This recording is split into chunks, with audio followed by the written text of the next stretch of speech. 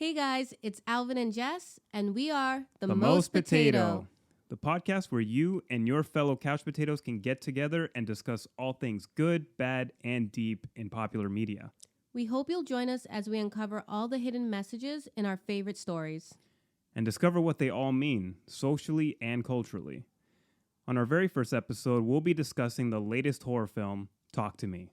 Released by our favorite indie film distribution company, A24. There will be spoilers ahead, so if you haven't seen this movie and want to remain spoiler-free, save this episode and come hang with us after you've seen it so you don't miss out on the discussion. Thanks for tuning in, and we hope you guys enjoy the show. Woo!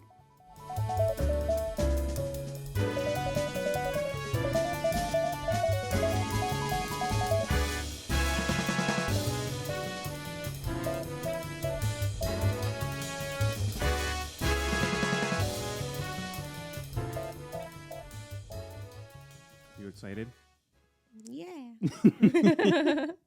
Welcome, everyone, to the first episode of the Most Potato podcast. We are your hosts. Oh, wait, we're not doing hosts. Fucked up. Never mind. We're not hosts. I'm Jessica. And I'm Alvin. We are not hosts. We are fellow couch potato guests. Yes. We're all just a bunch of people on the internet sphere just talking movies, shows, Sometimes video games. sometimes manga, Oh, yes. reading materials, all kinds of media with really cool stories. Mm-hmm. And today we'll be talking about A24's latest drop of fire, because A24 just don't miss. Even when they miss, they don't miss. We're talking Talk to Me. That's a lot of talk. We're talking Talk to Me. The latest horror movie from A24, Talk to Me, directed by Danny and Michael Philippou. I hope I'm not pronouncing that too badly. Yeah. The Something like story is written by the director as well, Danny Philippou, and also Bill Hinsman. Mm-hmm. And this is an Australian-based movie, which was really refreshing. For once, we get like a horror movie that's not based in the U.S. I mean, that's all we get in Hollywood is we mostly just get movies based here in the U.S. So it's cool to actually get a story that's written by like foreign people and for foreign people, because there's like some cultural things we probably missed in this. Yeah. So it's an Australian indie film, which is really cool. The only thing that I struggle with in the movie is kind of understanding what characters are saying. Oh, yeah. Because it's like... It wasn't an accent thing. It was more the sound. It was the sound. Yeah, it was the sound it mixing. Was the sound. So if it's already hard enough hearing like a Christopher Nolan movie and making out the words in regular like American English... Well, not regular, but just American English. Like, just imagine, like, any other type of English with muddled sound. But, I mean, that wasn't too much of a problem. I think that was only, like, in a couple scenes. Yeah. It was just annoying because it was, like, the quiet scenes where you should clearly hear somebody clearly speaking. And you just hear, like, a motor running, like, just overpowering them. And they're just, like, saying something with an accent on top of heavy noise. And you're just like, what? Yeah. Did I just miss a piece of crucial evidence and information?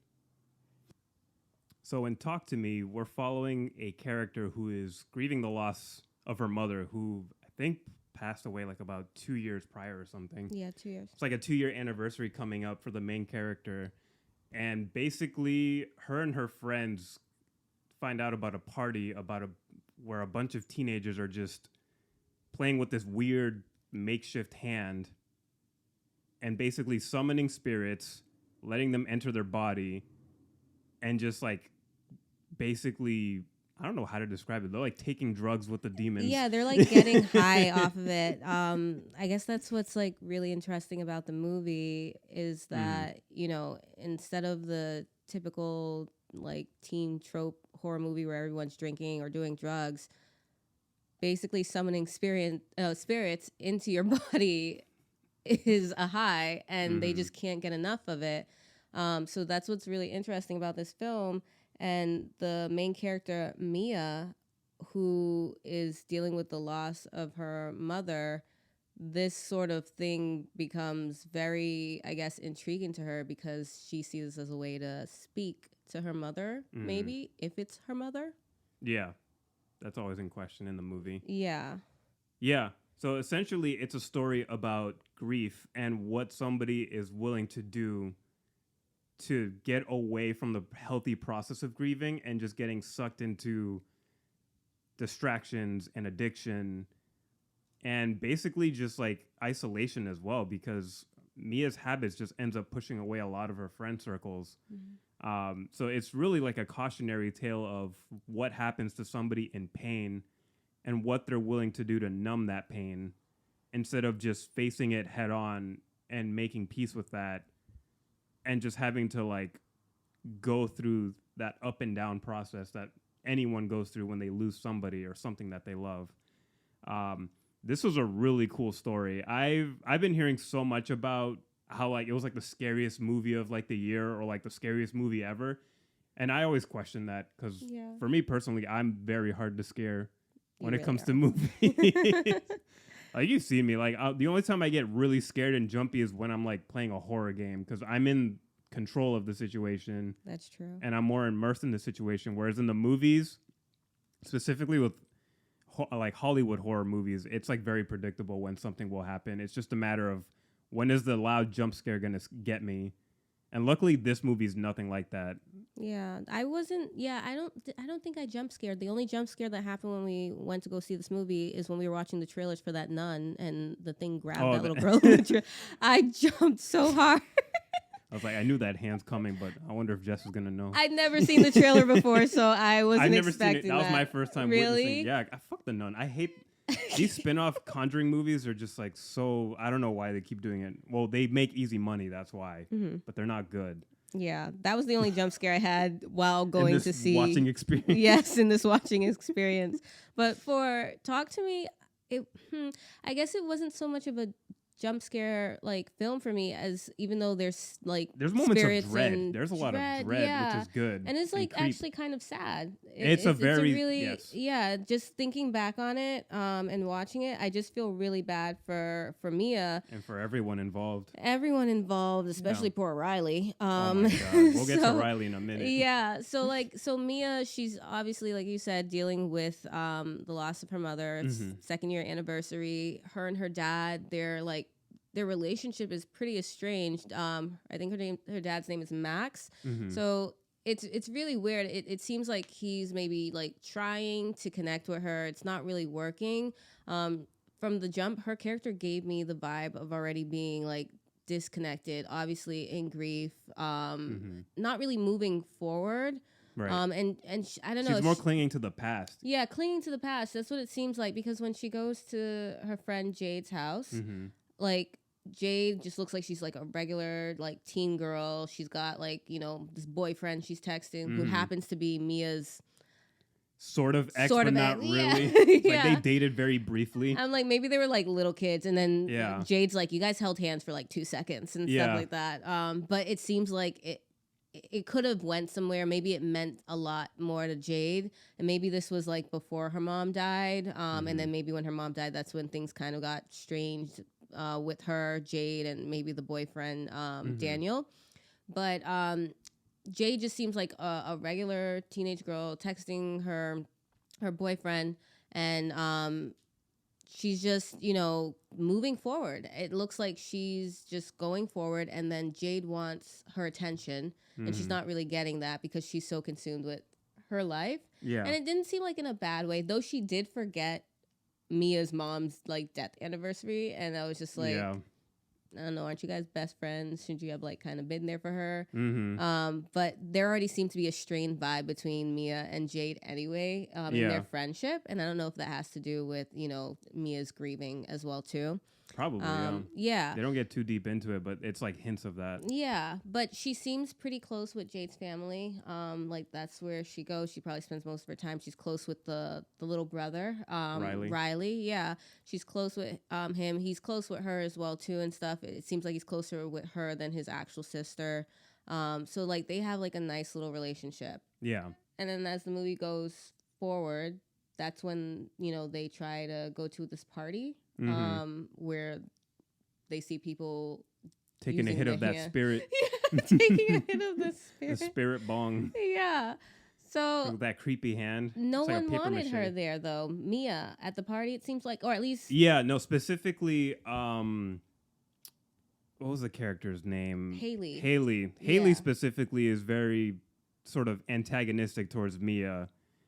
And I believe it's because they just feel that Mia's depression just like lingers around too much, and they just feel weirded out, and they feel like the vibe is really bad whenever Mia's around. Mm-hmm. So there's like that initial antagonism, but then once Mia's game for taking the hand, Haley kind of like changes tune real quick. It's like, all right, let's see what she's about. Taking the hand. Yeah, taking some a hand job. Yeah. If anyone needs like a perfect description of what the hand is like, think of like it's not paper mache, but like it looks like it's made out of some sort of cast, like a very.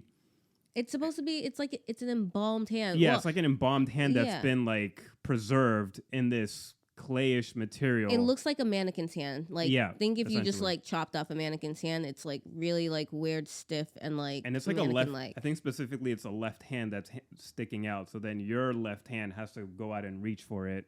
Oh, is that how it is? I think that's what it is. Yeah, and you have to hold the hand, and then Haley gives the instructions that you have to say the words "talk to me" to conjure the spirit. And then if you want it to enter your body so that you can communicate with it and experience it, you have to say, I let you in. Yeah. Those are the magic words. Well, talk to me and then right? Yes. Yeah. Yes. And then they have to time you for 90 seconds because for some reason 90 seconds is the maximum limit you can have a spirit in you before they permanently inhabit your body, I guess. And fuck you up. Yeah. So naturally, you know what happens. Mia, the main character, she takes the hand, she says, let me in, and experiences the spirit. I believe it's the very first spirit. It's like this very monstrous looking woman that looks like she drowned and swelled up. Yeah, I was going to say she looked like a swampy swamp. She barely looks like a person. Yeah, she looks more like a creature, which is interesting. And then basically it starts like mocking people like Riley and just saying like, oh, it's behind you. And it's just like being really creepy and like, just think of every great performance you've ever seen of a person possessed and just like maximize that to like the 10th level or something. Like the actress who plays Mia, Sophie Wilde, she nailed it. I've never seen her before. She's fairly young, and for her to like act so like creepy and like not cheesy and not stereotypical of like any demon possession, I was like really impressed. And I heard great things about the entire cast, specifically Joe Bird, who plays Riley, who we'll get to in a second. He did really good. Yeah. Freaking what's her name? Mia. She was creepy as shit. One minute she's like this very like anxious, very scared, timid girl who's like, oh shit, I don't know if I should have done this. Mm-hmm. And then suddenly she's like this very menacing, creepy ass person with like, I don't think there's much makeup on her. It's just like her eyes get more dilated or something. Yeah, they get dilated to the point where it just looks like they're all black. Yeah, and she really just becomes another person. It's not. I don't see any remnants of Mia at all. Yeah. She really switches like a 90-degree angle, just like a completely different person. And they time her, and I think, is that when they had? Yeah, they had the spirit in there for a little too long. For Mia? For Mia, yeah, I think because the very first spirit that goes in her, the woman that looks like she drowned, she stays in for a little more than 90 seconds. Yeah, they were trying to pull the hand away. And she was gripping it so freaking tight. And then they were able to rip off the hand off of her, but not until it goes after 90 seconds on the timer. Yeah. So at that moment, we were just like, oh, shit, she's fucked. Basically. But we don't see any immediate consequences at that point. And then at that point, multiple characters are just taking... actually, no, it's only just Mia that takes the hand that night, right? Because then there's a separate party later on where everyone takes a bunch of hits of the hand. I keep saying that, but it's literally, they set it up like it's like one like big giant bong that everyone smokes from. Did Mia do it once or twice the first night? I think she only did it that one time. I think so. I'm trying to remember because we watched this only like a couple weeks ago, and I'm already foggy on a few details. Foggy on it, but it was either she did it like once or twice the first night, and then Jade was there, Riley, Jade's little brother, Daniel, and then Haley, and then that big guy Josh, who he's the one that carries the hand around. He got it from somebody else. We totally forgot to mention there was an opening scene. Yes, yes. Of where the hand first I kind mean, of started. obviously you forget it because like they barely jump back to that, you Yeah. know, in the movie. But like the opening scene of the film doesn't start with Mia. It starts with I guess he's a teen as well too, maybe. Yeah, he's like an older teenager. Named Cole. And he is going to a party to find his brother Duckett. Who's been It's acting a weird. really weird name, but I like it because it's like Ducky is cute. And Australian name. and then he's going to find his brother Duckett, who's been acting weird. Yeah. And we don't know why he's acting weird, what's going on. He's locked in his room. He's locked in the room, yeah. And Cole finds him in the room, just kind of like talking to himself. Not before having to bust the door open, like yes, completely destroying the door. He had to destroy the door to get in there because he locked himself in there. And then finally he has his brother come out. Everybody's there with their phones as per usual. Yeah, he's got like scratch marks and injuries to his body and so acting strange. Next thing you know, he's just acting strange. Next thing you know, he just grabs a knife from the kitchen they're walking through and stabs his brother. Yeah. Duckett stabs his brother Cole in the chest or the arm area. And then he collapses to the floor. And then Duckett walks out. Everybody's running and screaming. Mm-hmm. And then he takes that same knife and impales himself through the head with the knife. And then that scene cuts. And then we follow Mia. And I'm just we're just like, what? Yes. That's one way to start a movie. Yes. That was a powerful way, actually. It was so fucking creepy and disturbing. It was. I was just like, what the fuck? I mean, you couldn't like see clearly because obviously it was a party. It was dark. It was night, and the lighting was crazy. Everybody was running around. Mm-hmm. But that moment when he took the knife to himself, and I was just like, what? And then they're like, all right, time for this story. I was just like, but wait. But what? No, we got you hooked. So now here's the actual story. Yeah, that was a really cool opening. I actually wrenched in my seat. I normally don't feel that uncomfortable with violence, but it just felt so naturalistic that I was just like, it's more disturbing when violence is more realistic looking rather than like. That's why I hate the Saw movies. Yeah, I can't. They depend on that. Yeah, I'll watch any other I'll watch little ghosty possessions and all or stuff. Like crazy sci-fi violence. Yeah, but when it's like I could be kidnapped off the street and tortured like that, no. I don't. No. Yeah.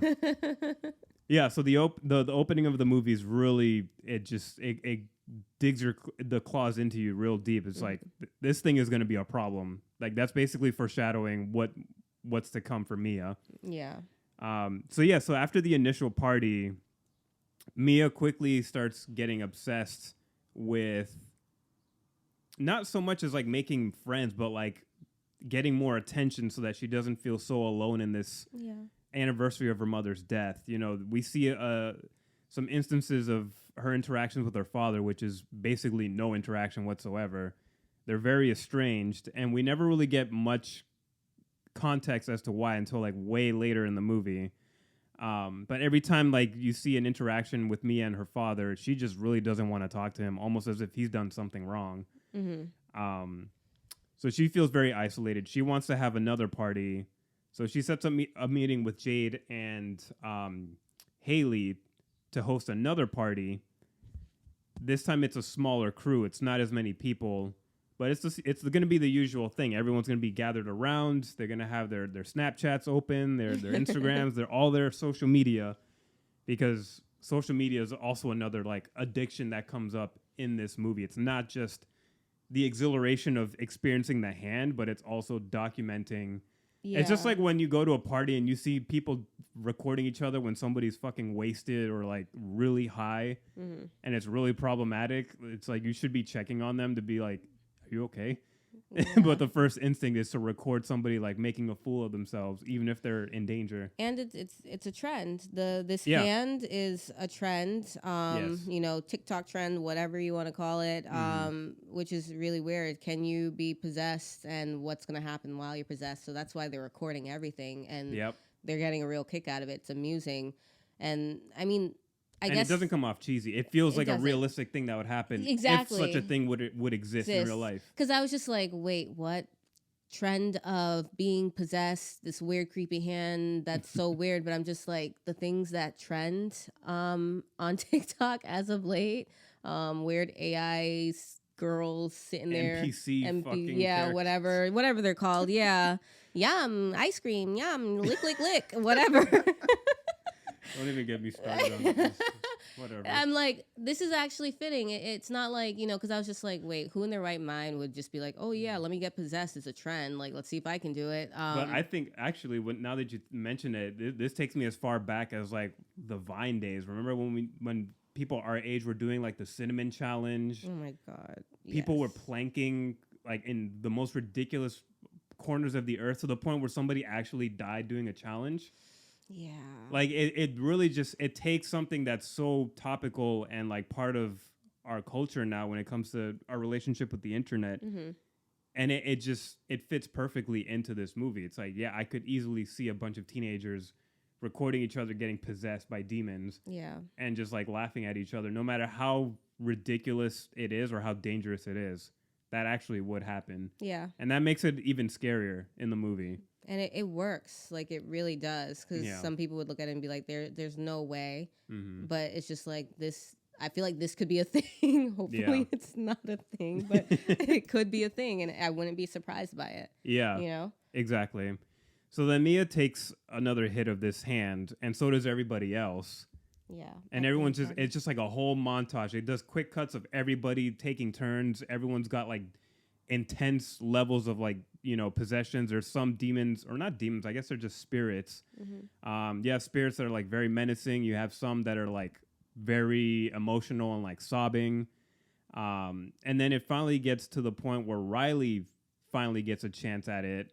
And a lot of people are just like against it. It's like, I don't know, man, Riley's not really into this. And was it very at the young. Age? Yeah, he's very young. Too. It's like, I'm sorry, I didn't know there was like a legal restriction. I know, right? For taking hand. I never. It's like you got to be 18 or older to take some hand. Maybe he's like a middle schooler or something. I wasn't. He really looks like he looks like he's just coming off of like 8th grade. I don't know how the school system works in Australia, but he looks like he's just entering high school. He's a very small kid. Yeah. And very vulnerable. He's very freaked out by all this, but he feels pressure. He's like, you know what? No, I want to take a chance at this hand. Yeah. And Jade's like, no, don't do it. But the sister says no. But obviously, peer pressure gives in, and somehow Riley is able to get a chance to take some hand. Oh yeah, no, it's because this party, Daniel, the boyfriend, wanted a chance at the hand too. Oh yeah, and so he's very religious, mind you. That's an important thing to note. And so he gets to sit there, be possessed. His possessor is a troll. Yeah, and fucking troll. Really disgusting and gross. Makes the kid make out with a dog, basically. If they didn't pull the hand off sooner, who knows what Daniel and the dog would have gotten up to. So that's how that whole thing starts. And then Jade and Daniel, don't they step out of the room, right? For a minute? Yeah, because Daniel gets freaked out because he's mad that nobody wants to delete the recording. Yeah. Because prior to that, the spirit also mocks the relationship between him and Jade and Mia, because it seems that these entities, they're able to infiltrate your mind and your history and what you're thinking and feeling, because he basically looks at Mia and starts pretending to have like an orgasm. Oh yes. Basically just mocking the relationship and being like, Jade, hey, Daniel actually likes Mia. They still have a thing going on. Yeah. And then he tells Jade that he gets soft when he's with her. And I was just like, wait, I wasn't registering what was going on. And I was just like, wait, is he basically just like outing this guy's feelings right now? Essentially, I think that's what's going on. Yeah, that's what it seemed like. I was just like, oh, y'all might want to take that hand away. But it was really, I was like, wow, this is interesting. Then the ghost just gets pervier and makes the kid make out with the dog, and I was just like, this poor dog. But yeah, so like, and then Daniel steps out for a bit. Jade goes after him, and then that's when Riley takes a chance. Like, okay, my sister's not here, you guys give me a chance at this. Yeah, but he has to convince Mia. Yeah, he has to beg Mia for like something like 45 seconds. It's like, you guys could barely manage 90 seconds, and you're really going to risk it for 45. 45 or something like that. And I was just like, wow, insane. That's so crazy. And I mean, it was like really upsetting that she was just like, yeah, because she's just like a pushover. And I guess like they're close, and it's like, she just wants him to also have a good time or whatever. But it really just wasn't her place. It wasn't. Yeah. At all. And I don't care how close they are. She should have been looking out for him the way her best friend, his sister Jade, is saying no. But that doesn't happen. Obviously, the movie has to move forward. So problems have to start. Problems have to start. So poor little Riley, he gets strapped into his chair. Takes the hand. Lets the spirit in, and it's Mia's mother, supposedly. Yeah. Yes. We start seeing him sort of weep, and then looks at Mia, and then starts talking to Mia directly, basically saying, like, I've missed you so much, Mia. Yeah. And Mia is quickly hit so hard, like all her grief that she's trying to push down is rushing back to her, and she is instantly fixated on communicating with her mom through Riley.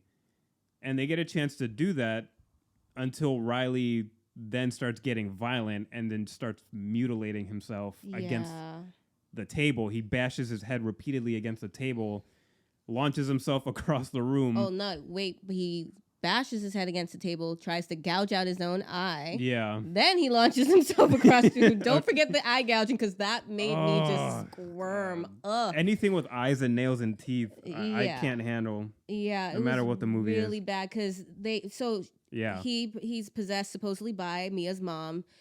The 50 seconds is coming up. Mm-hmm. She wants it to go a little longer. It's like we have more time. Yeah. And that's... And even Haley's just like, no, we got to get him off. Like, even they're concerned. But obviously they go overtime. Yeah. And they also pry the hand off of Riley, but not before Riley injuring himself, like, severely. Yeah. To the point where he had to be put into a induced coma, because every time he's aware and awake, the spirit keeps trying to kill himself. So, yeah. And that was like the freakiest scene. I think that was the scariest possession I've seen in a very long time in any movie.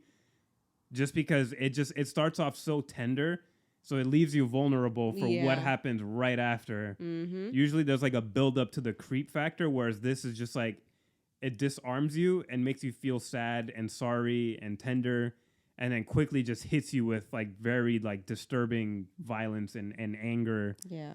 And Riley was the scariest possession that I've seen, specifically in this movie.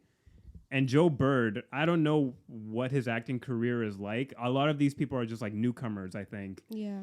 He really killed that role as the possessed Riley. Like, it's like he's been doing it his whole life. It's scary. Yeah. It's insane. It's like he studied every movie possible. He's like, all right, now let me come up with my own thing. It was the most horrifying thing I've seen in a while when it comes to possession movies. And he was menacing. And the more he harmed himself, the more I'm just like, please stop.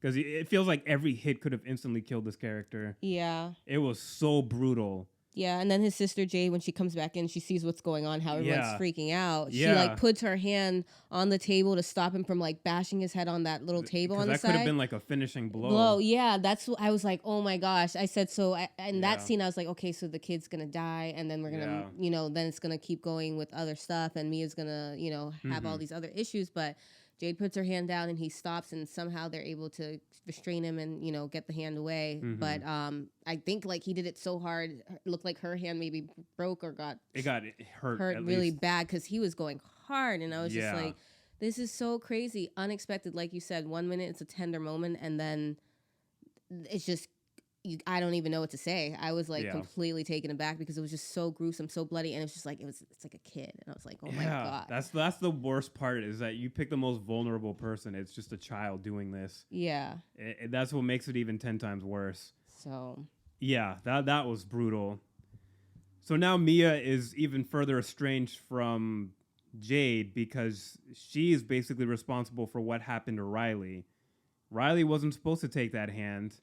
And he ended up getting one of the most aggressive spirits that we've seen in this movie by far. So Mia is basically, for the rest of the movie, she's just fixated on finding out how to save Riley. And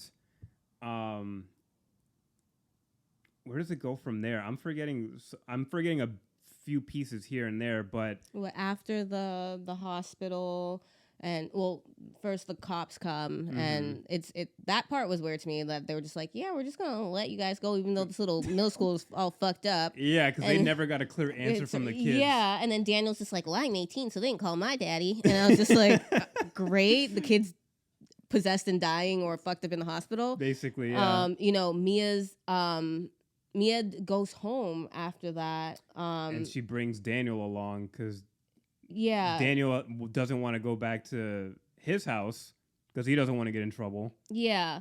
So she goes to the hospital though to see, and Riley and Jade's mom is like pissed off at her, thinks that she gave him something, some sort of drug. Yeah. So then she's feeling like, well, not only that, Mia is seeing things now.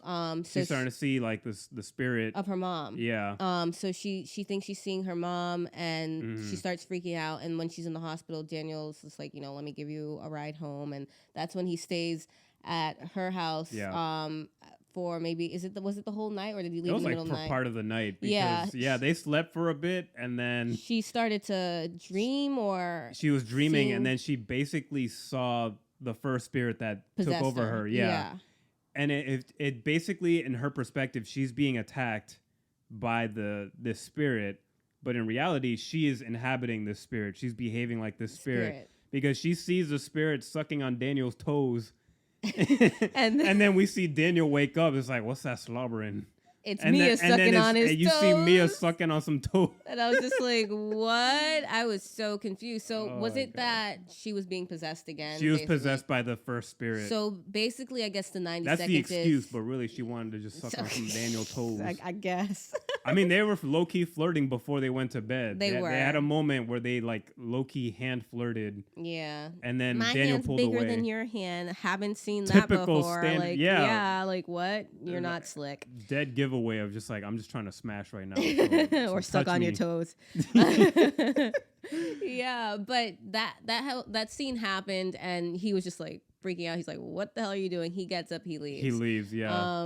And then she feels more isolated. Yes. Because once again, she's done something to further isolate herself from people. But this time it's a little more blurry. Mm-hmm. It's like, yes, the demon took over, but it's also kind of behaving on your impulses that you're trying to hold back when you're basically sober, is what I'll say. Mm-hmm. Because going back to like the whole substance use sort of trope, or like not trope, but like method that is applied to using the hand, it essentially brings down your inhibitions. Like if you feel something about a person, like say you like somebody, you're not gonna be as bold as you are when you're drunk or high around them. And then that's when your true feelings come out. I feel like that's kind of how the possessions operate. Mm-hmm. It's kind of like when you're drunk or something, your inhibitions are lower. You feel like you can say more stuff or do more stuff without feeling nervous about it or having second thoughts. So I feel like, yes, Mia was possessed, but I also think the possession was acting on her desires and impulses. Yeah. Because we obviously see that she still has feelings for this Daniel character, mm-hmm. which makes it kind of a shitty situation. And it kind of blurs the line of, did she actually do something wrong, or was it technically the spirit's fault? Yeah. Because I feel like if they had stayed the night longer, I feel like she probably would have done or said something else to get closer to him. The hand-holding thing was already like, it's like, hey, you crossing boundaries here. I know. That's your friend's boyfriend. But but this is the problem with grief too. We've seen this time and time again. Just look at Haunting of Hill House. Oh yeah. Where one of the characters, she makes out with somebody's husband, but it's not because she's attracted to her husband, but because she's so low in her depression, where she literally feels nothing, like absolutely nothing, that she had to do something as ridiculous as that to feel something to pull herself out of wanting to be gone. And that's also like a supernatural story that sort of elevates like elements of depression and grief and sadness. So I think this is where like we kind of give her leeway. Like, yeah, she does some questionable things, but she's fighting forces that are supernatural, and then also just the emotional pain of grief. That's it balances that line of like, she's doing some stupid shit, but I can't fully fault her either. Like, I can't hate her at least. Yeah. Like, I can say, yeah, you did something wrong, but I'm not saying, like, you're a terrible person for this. Yeah. You're just doing harmful things to people because you're letting your pain kind of take over. Yeah. And You're I not like that thinking clearly. movie just keeps going back to that bit by bit with, like, the friendships. Yeah. Her dynamic with the friendships quickly start deteriorating the further she gets into this descent of, like, wanting to take the hand more because she wants to keep communicating with her mom. Which she does after the toe sucking. I don't know if you remember, she has the hand. So after the whole thing that happens with Riley, that's right. She takes the hand from the house. It. Yeah. So she has the backpack with the hand in it, and she keeps communicating with her mom. So she does that again, and she basically leaves that connection open. So she can continue seeing her mom. Oh, that's right. We missed a detail, right? When Riley first took that hit, they never put out the candle. So yeah, so basically it's a seance, and you have to, light the candle and then set everything up. And so with all the chaos of that, everything that was happening with Riley, they never blew out the candle. Which is to close the gateway between the spirit world and their world. Exactly. So so now it's just kind of like permanently latched on him. Exactly. So that's what happens, and I believe Mia realizes that at that point. So she like gathers everybody, Haley, Jade, Joss, Daniel, and she's just like, did we ever blow out the candle? Mm-hmm. So she's thinking, well, maybe if we do everything up again while Riley's in the hospital, we'll light the candle, make him hold the hand, and that'll work. But the thing is, he's in a coma basically. Mm-hmm. And when they do try it, she's like, she puts his hand on the hand, and she's just like, talk to him. And I'm just like, no, that's not how it works.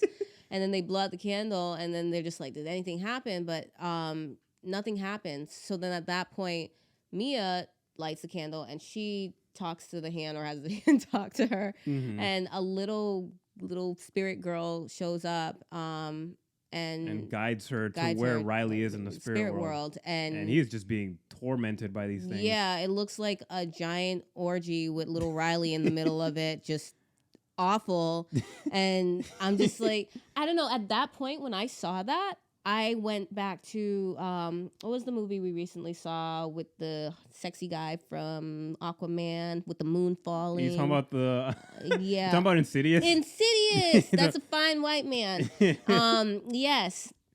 I thought it was going to be something Patrick like Wilson. that. Patrick Wilson, yes. Fine man. Thank you, Aquaman movies, for getting him that... jacked up. Yes. He looked really good in the Falling Moon movie, whatever that's called, Moonfall. Moonfall. It was called Moonfall. Okay. Yes. But yeah, I thought after seeing that scene with like Riley being basically tortured in this like other basically, mm-hmm. I thought that the movie was going to progress to them Mia somehow going into this other, or somehow being able to pull him out. Mm-hmm. And they just completely was just like, that's not even an option. That's not how any of this works. You guys fucked with something that's it's really not explain it. Yeah, there's no explanation. Have all the rules. They don't have all the rules. They're just messing with it. It's just like, you touch the hand, 90 seconds, get the fuck out. If you don't do that, well, you're fucked. You're fucked. You're basically fucked. Yeah, and I guess there's like a caveat, like when the teenagers have a meetup with the Cole character. Oh yes, the older brother that we saw at the beginning of the movie. Yeah. He's really. This is like one disappointing part of the movie is like not helpful. Yeah, they go to this guy who's had experience with the hand, and he basically is just there to give one more little rule, I guess. Basically explaining that if a spirit's possessed you past the 90-second limit, you just basically have to wait it out. The longer the spirit's in your body, the weaker they get, and eventually it dissipate. Yeah. And it's like, I guess. Well, we've been waiting on Riley for a good minute, so I'm just like, well, it's really, realistically, it's only been like maybe 24 hours max. Yeah, I guess. Since the incident happened. So, yeah, maybe if you waited like a week. It did feel long because there was a lot going on between that incident and the end of the movie. Mm-hmm. So there is that one exception that Cole explains. Yeah. So Mia takes that in and just doesn't agree with that or believe in that. She just feels like she has to actively do something now. Mm-hmm. So that's why she's in a frenzy trying to get into the spirit world to see where Riley is, to see if there's anything else she can do. Yeah. But it's only making things worse because she keeps communicating with her mom, And then now she's put her father in danger Oh yeah. because at that point she goes back to the house with the hand, and she finally gets a heart-to-heart moment with her father. There's so many moments where the father tries to talk to Mia, and she just brushes him off, and he doesn't really push the situation because he sees how distant she is and doesn't want to push her. But he finally brings up that moment that sort of preceded, or not preceded, but the moment that happened after he found his wife dead in the bedroom. He pulls out a note, and basically there was a suicide note that was left behind because there was this big question for Mia of, did she kill herself or did she die from, what was it, like sleep medication? Yeah, I think she like take overdosing too many or something by accident, and she wasn't. Was it that she felt like her father didn't help her, or basically there was no one there to help her mom? Yeah. Basically, she was kind of blaming her father for the death of her mother, especially since he wouldn't really talk about anymore about that situation. Really, he kind of tried to move forward. So he finally brings up this piece of paper, and there's a note written by the mother, basically apologizing for her being gone. Yeah, and that she wishes Mia and the father the best life possible. And it's really sad. It's again one of those really hard hitting real life moments where a lot of people who lose somebody to suicide, if they write a note, it's usually because they write a note because they feel guilty and they feel like they have to be gone in order for the loved ones to be happier. And it just makes it even more heartbreaking. Yeah. Like, this movie just, like, really knows how to make you feel for these characters, even if you don't know them. We don't know shit about the mom. We get, like, a few cute flashbacks with Mia and her mom. So you get enough information and context to be like, okay, she was, like, a loving mother. Mm-hmm. She at least wasn't, like, this horrible person or anything. Yeah. Neither of the parents seemed like they were abusive or negligent or anything. Mm-hmm. And that note just really hits hard, and Mia just breaks down because that's just confirmation that she wanted and also didn't want at the same time, because she didn't want it to be a suicide. And I also was wanting it to not be a suicide. I was really hoping it was an accident, and sadly it wasn't. And they finally have a tender moment with the father and Mia. They hug it out. But not before she starts getting fixated on talking to her mom again. So she breaks into her room and then talks to her hand, conjures the mom. And the supposed mom spirit says, no, that's not true. I didn't kill myself. Your father is not your father. Yeah. It's somebody else. And I was just like, what? And like now at this point, I'm feeling like me. I'm just like, I'm confused too. Because I don't know what's real and what's not real. Yeah, they do that on purpose. Exactly. They had me questioning. I'm like, wait, what's going on? Yeah, exactly. This can't be. And then when she's hearing that, then you hear the banging on the door. Who's her dad and stuff, because he went to go check on her maybe. And it's like aggressive, violent banging. Which makes it seem like it's an aggressive spirit that's there. But it's just her dad coming to maybe check on her or talk to her some more. And no, these events happen not simultaneously, because remember, the banging on the door happens, but it jump cuts to the father still in the living room. Oh, yes. He still hasn't reached the bedroom yet. Wasn't he like, didn't he like find the hand or something? He was like, I think he pulled out the hand in that scene. He was sitting on the couch, and then he had like her backpack. Yeah, and then there was like the hand. And he put it down on the couch, and then that's when he gets up. And by that point, by the time he gets to the room... Mm-hmm. I guess like Mia's on the floor grappling. She's grappling with the fake father. Yeah, it's a different spirit because he looks possessed as well too. The fake father that comes in, he looks like a kind of like a zombie. Kind of, yeah. So and then she fights off the demon dad, stabs him in the neck. Only come to find out she actually stabbed her real dad, because we get a different shot of the actual father coming in and getting stabbed in the neck. Yeah. Which that scene confused me, because I was like, where did that spirit come from? Because I know that the drowned woman spirit is still with her, and then it's Mia's mom.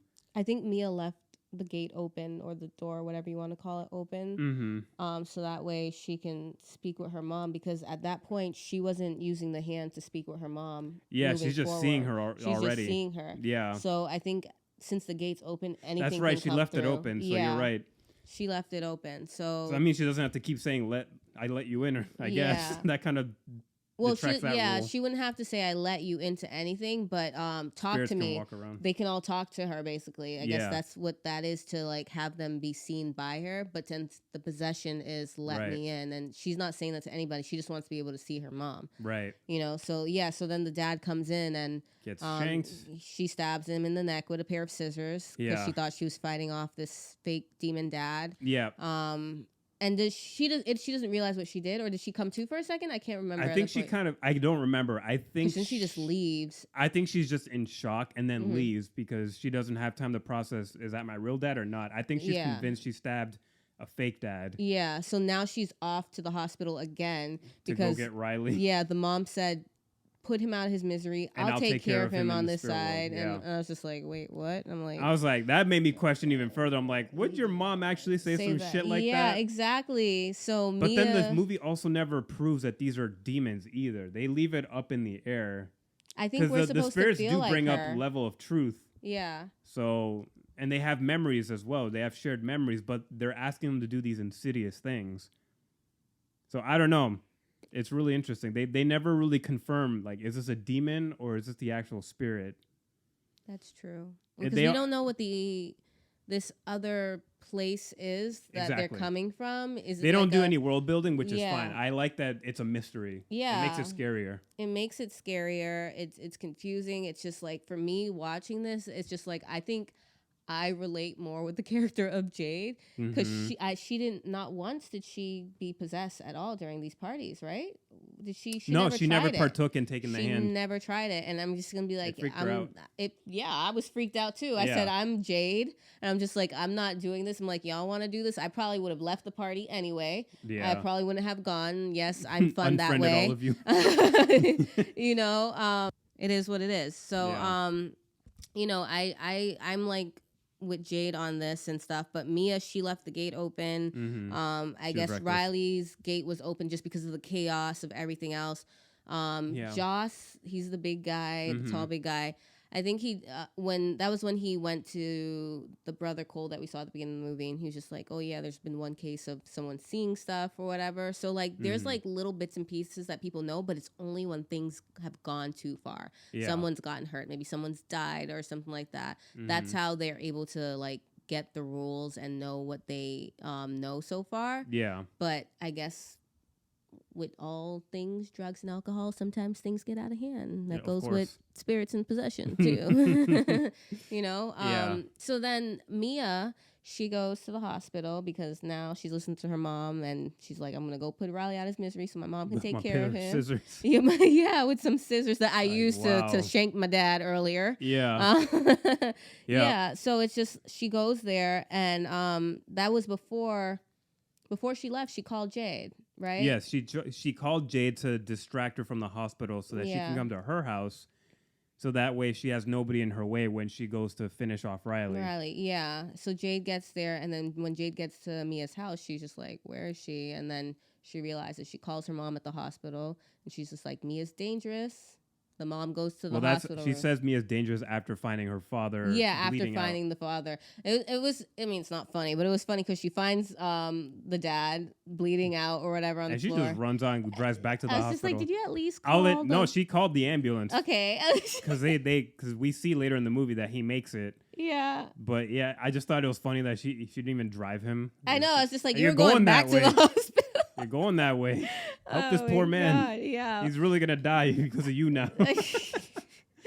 So she tells her mom, Jade's like, yeah, Mia's dangerous or whatever, after seeing what happens with the dad. And the mom goes to look for Riley to check on him, and he's gone. And then she's like telling the nurse, she's like, where is he? Like, he was, because the nurse is like, huh? He was just here. No shit, nurse. She's like, go find my son. Well, before we get to that, wasn't there a moment where she looks out the door and we see the bloody kangaroo?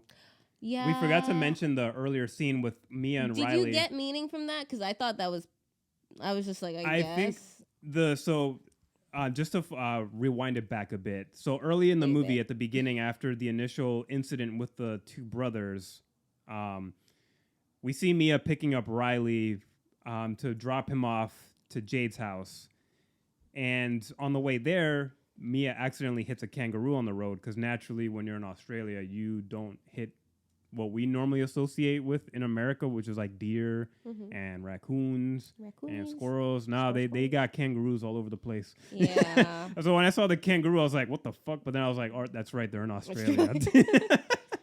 So I love that little culture shock moment. But they take a moment, they step outside the car, and they just have a little discussion real quick of, what do we do? Like, do we put it out of its misery, or do we just let him suffer out here? Yeah.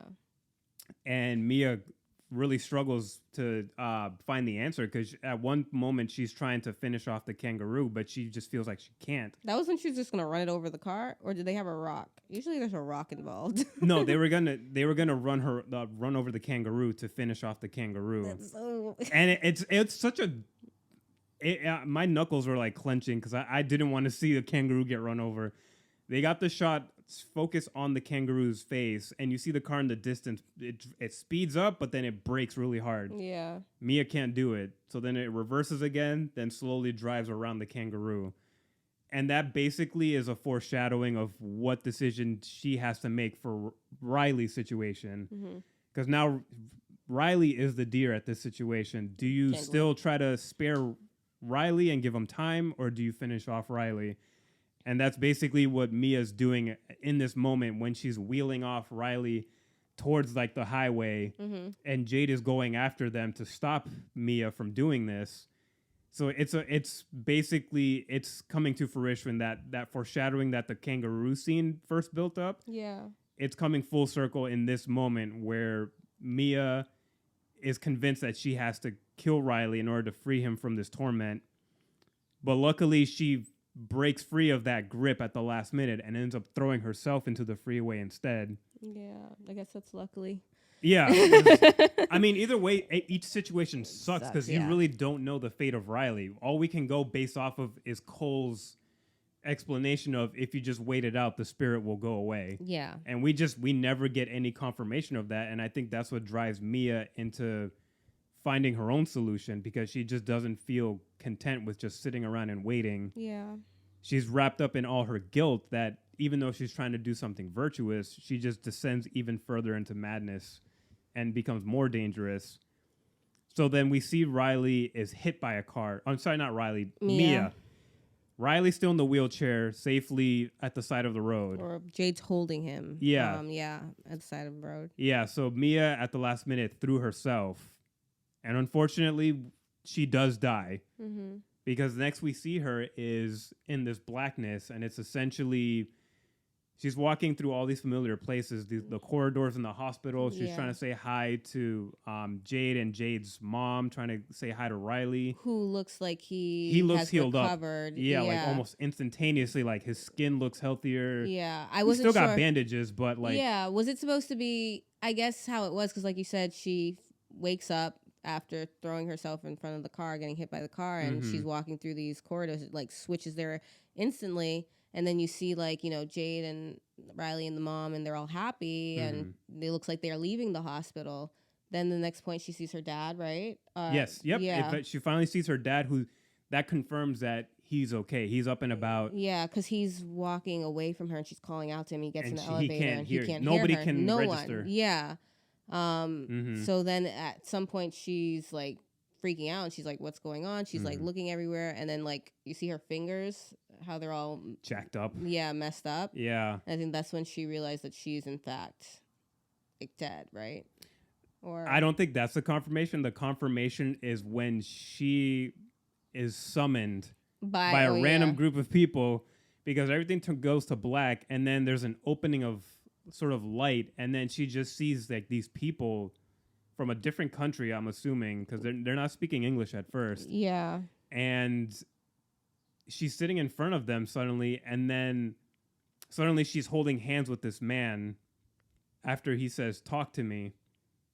And she just takes a moment and just takes everything in. Yeah.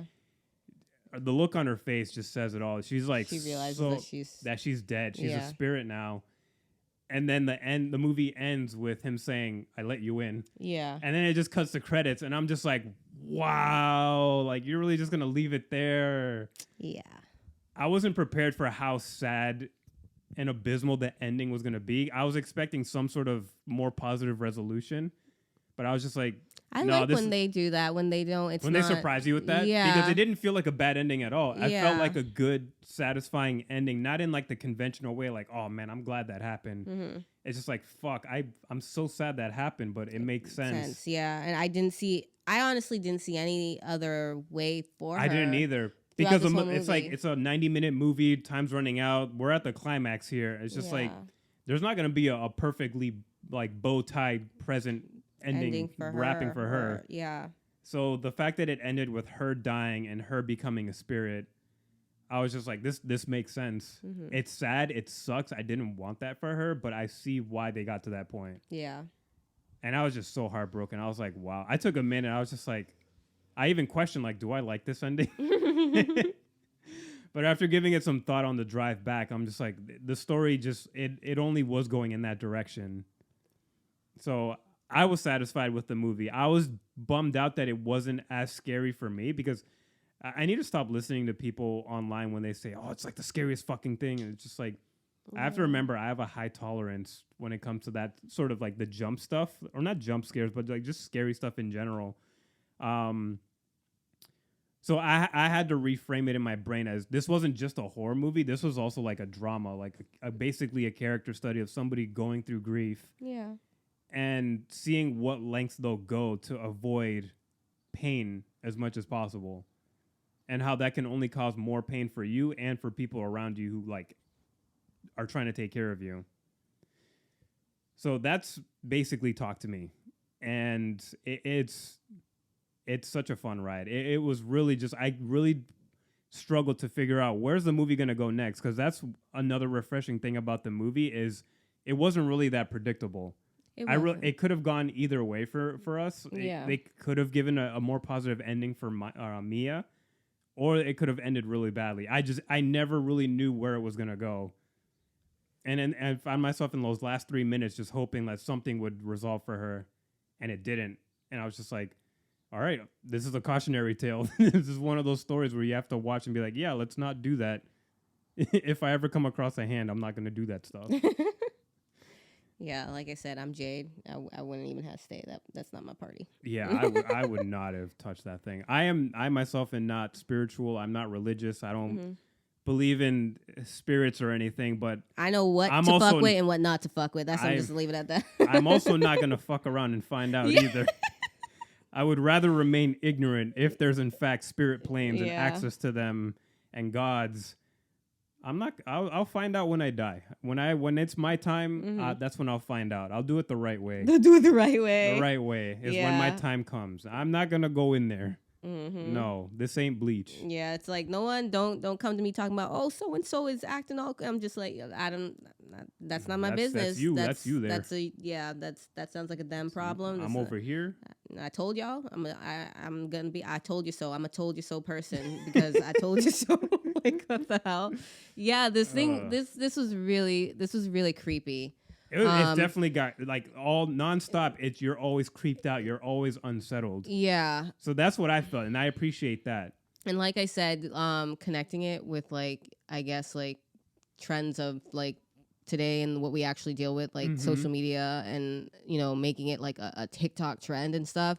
It really makes it so much more real, because it feels like, wow, if I was in the situation, what would I be doing? How would I feel about that? The opening scene in the movie, how everyone just pulls out their phones because, they know Duckett's being all weird and whatnot, and let's pull out our phones and see what we could get, and we'll post it. It'll be funny. It'll be great. Funny, but it's really just, it's sad. It's disgusting. And it's just like, there's a disconnect. It really shows like how disconnected people can be, how we really are, how the first thing we do is pull out our phones. Yep. For anything. It happens all the time, and it's going to keep happening because this technology isn't going away. Yeah, that's Social true. media will not go away either. Yeah, but I will never not say that. Oh, it's disgusting. It's just, it's too bad. It honestly is. It's just like, can we help? Can we stop? Can we see what's going on? Why do you have to have the phone there to show what's happening, to show proof that you helped, to show it's crazy.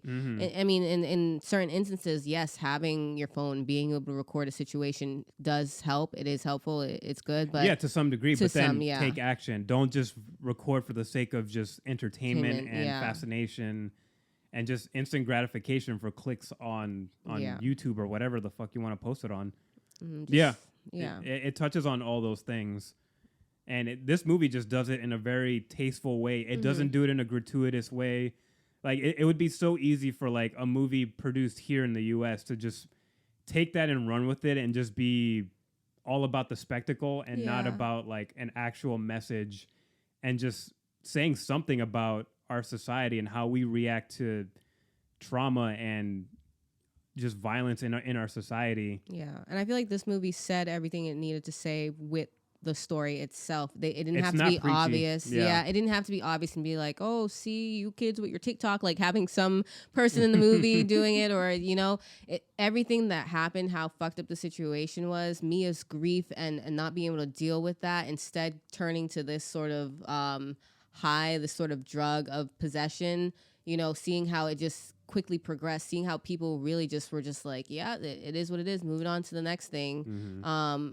It really is telling of, you know, we need to be more mindful of things. We need to check on each other more, like, you know, pay attention to certain things, and really just sometimes you got to make the decision. Like, she should have ran over the fucking kangaroo or something like that. She should have done it, as creepy and gross and weird and sad as it was and stuff. Or they could have called their version of MSPCA or what. They said something, because I remember Riley briefly mentioned, like, maybe we should just call such and such. And it's like some sort of facility that can take in injured animals. Yeah.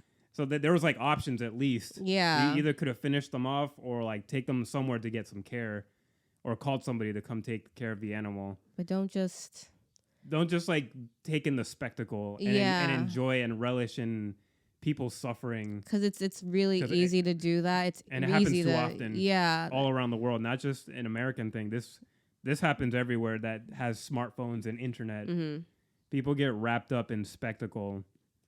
And I like that there are more movies lately that are focusing on that sort of theme. Like Nope, for example, last year was this whole thing of like examining spectacle and how people get sucked into it rather than just solve the problem or get away from something. Instead of just filming everything. At that point, people completely disregard their safety and the safety of others just for like some views, clicks, whatever it is. Nope, that was really good example of that as well too. Basically capitalizing off of something you don't know, you have no idea about it, but for the moment you're banking on it, and you don't know when it can switch upon you and harm a whole bunch of people. And I guess this movie really did that. So I thought it was a pretty good movie. Not the scariest, because I feel kind of just depressed and sad. I know. I mean the spirits and like seeing some of the spirits, they were creepy, and you didn't really seem like spirits. Like, you didn't have like a lot of those scenes so much where it was just like a constant in your face or it's something coming at you. Which I appreciated, because that gets tired. Because it was just more, like you said, it's more about the characters' decisions and their actions. Yeah, and having the confusion. I like when I'm just as confused. Yeah, but not in a bad way. Not in a bad way. Not like what do you call that? Moon Knight or whatever. No, with Oscar Isaac. Oh, Moon Knight. Yeah, actual Moon Knight. Yeah. That's not a horror movie or anything like that. But those confusing moments. Yeah, he's confused or whatever. I'm confused. The whole show was a confusing mess. That's not that's not how you do it. But this one where I'm just like, shit. I'm like, confused. Is it her mom? Is that really her dad? What's going on? It leaves it up to your own interpretation. Was she sucking on the toes? Like what? Like I like that, because then I feel like, oh man, this is what the characters. I feel like I'm in it. I feel and like that's very hard to connecting. Pull off. Yeah, it's very hard connecting. To pull off. Yeah. So, what would you rate this? We do not have an official ranking system right now. How do you want to rank it? Well, 1 to 5, 1 to 10, ABC. Like a 1 to 5. 1 to 5. I think a 1 to 5 would be comfortable for now. For me, this is easily like a 4 to 4.5. Okay. Yeah. The only thing keeping it from being a 5 is I guess like a few missteps with like the rules. Sometimes it gets confusing. I'm like, where did this spirit come from? But it wasn't. It also didn't deter the movie's quality so much. Yeah. There's just like more questions that I wish I didn't have because I felt like it was distracting me from what was going on. Mm-hmm. Performances are fucking fabulous. Cinematography is gorgeous. It's creepy as hell. Direction's really good. Pacing is perfect. Yeah, just like minor nitpicks with the rules, but like with anything else, when it comes to possessions and ghosts and stuff, there's barely any hard rules. Mm-hmm. There's always going to be some confusing aspects. So just for that reason alone, I'll give it like a 4.5 out of 5. Okay. It's really well made, and it's something that I would like to see again. Not something that I would rewatch instantly, but like this is one of the A24 films, and just films in general, I would definitely want to revisit. Yeah. Because I feel like there might be other things that we could pick out that we might have missed the first time around. I definitely think so. Like, I'm just thinking back on stuff that like you just had the question about the kangaroo. That stuck in my mind just because that felt like a pivotal thing for me. Mm-hmm. I don't know, A24 and animals just seem to be going hand in hand, and I just pay attention to that. Yeah. But yeah, 4.5 out of 5 for me. Yeah, how about you? I give it a 4.5 out of 5 as well too. It's really strong. Yeah, I only had like very minor complaints or just moments where I was just like, huh? But I think if I watched it again, then it could just be like maybe a solid 5 if anything. But the sound, where I was just like, huh? What'd she say? Huh? Oh yeah, some of the sound editing was also a complaint that for me. was annoying at some parts because I'm just like, is this like very? It happened at the crucial parts. I was like, why would you do this? I was just like, don't I need to know? Did y'all do that on purpose so I could still be confused and scared? Like, but yeah, there were moments where I was just like, why is the sound not clear? What is she saying? The brother from the beginning of the film, Cole, who they go and they seek out so that way they could get that extra little piece of information. That was kind of pointless to me. Yeah. I get that. Oh yeah, we put this scene in the beginning of the movie to show like, oh look at what the hand does. Once you finally come to know the hand, like this could happen, or this is what it's done to people. But they're just like, oh yeah, this guy I know, his brother, he might know something. And then like, first of all, y'all got on that bus and y'all didn't pay. I'm mad and bitter because like MBTA is fucking expensive and stuff like that. But they just got on a bus, like 5 kids got on the bus or something like that, didn't pay. Talk to this kid, get off the bus. Free public transportation. And I was just like, how did you guys know to find this man at a bus stop? And unless they texted each other, hey, meet us here at this bus stop. Yeah, which I'm just like, did you guys do that? I don't know. It was just really, it felt random. And awkward. I didn't like how they like connected him back into it. I think feel like they didn't really need him, really. They honestly didn't. I don't know. I feel like they could have gotten that information like some other way, or he could have just texted to him or something like that. I don't know. Something, yeah. Yeah, but for them to like find this guy at the bus stop, he's like, yeah, I can't help you. And then he gets on the bus and they're like, we're all getting on the bus too. They don't pay for the bus. And then he's just like, yeah, just wait it out. And everybody's just like, what? And then they get off the bus. And then Haley and Josh are just like, yeah, y'all could keep the hand, throw it away. We don't care. We're done with this. And I was just like, wow, great. You guys caused all this drama or part of it. Part of the problem. That was like my only thing was the sound, and then that like weird scene. Everything else I didn't see. I was enjoying it. Yeah, I really did, and I would watch it again. For sure. Another time, not right now because I got a lot of stuff going on. But yeah, but I would give it a 4.5 out of 5, and if I watch it again, maybe it'll just be a solid 5. But I definitely think people should go see it. Or a movie night, if it comes out on streaming anytime soon. This is a good movie night for your friends, couples, even by yourself. It's really good to follow what's going on in this movie, and I feel like anyone can take away something. Definitely, it's a fun thrill, and it's also really got something personal to say that anyone could probably relate to some degree. So yeah, definitely. All right, so we both feel really strongly about it. Yeah. See, I told you, A24 don't miss. Even when they do miss, they do not miss. And what was their last miss? I guess, I don't know. For me, maybe Lamb, but I liked Lamb, even though Lamb was imperfect. Wait, Lamb was a miss for you? No, it wasn't like a miss, but some people didn't like it because they just didn't know what to make of it. Well, they're a miss. No, that movie is very strange. There's really no plot. It's more just a day in the life of this couple. I loved it. A lot of people didn't like it. And I think it's just because A24 takes risks. They'll take any unconventional idea or story, and they'll fund it. I guess It's something that Hollywood could probably take a page out of, a lesson or two. And Also, pay your writers, guys. I know I was going to take a page out of your checkbooks and pay people. Yeah, but I think this is a great movie, and people could definitely take away, and I hope people go and see it. Yeah, I really hope people go check this out. I think it's still in theaters. I don't know how well it's doing. It only came out was it a couple? Like July 28th, I think is when it came out. Yeah, so like a week or two ago. So, yeah, so it's so probably we watched it the opening weekend. Yeah.